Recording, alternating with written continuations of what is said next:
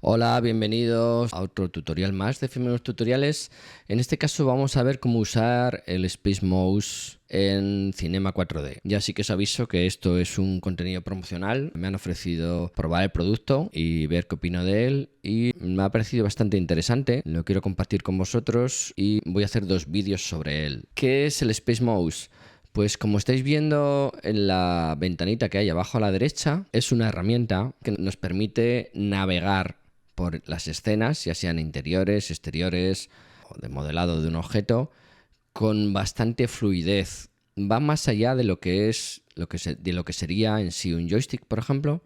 En este caso tiene mucha más movilidad, que veremos más adelante. De las opciones que tenemos, yo la que he elegido es el Space Mouse Pro con cable. La verdad es que lo prefiero a los inalámbricos.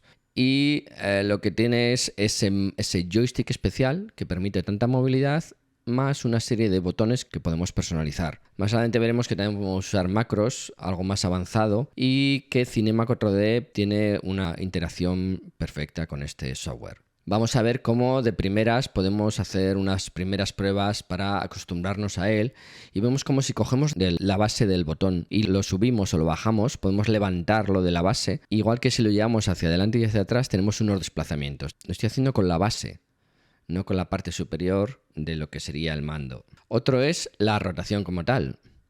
Rotación en una u otra dirección tiene mucha sensibilidad. Eso quiere decir que podemos ser muy sutiles en la rotación, y luego ya sí que ese giro más estilo joystick de la parte superior del botón nos va a permitir que hagamos un giro de inclinación hacia adelante o hacia atrás. Tenemos también el giro lateral izquierdo.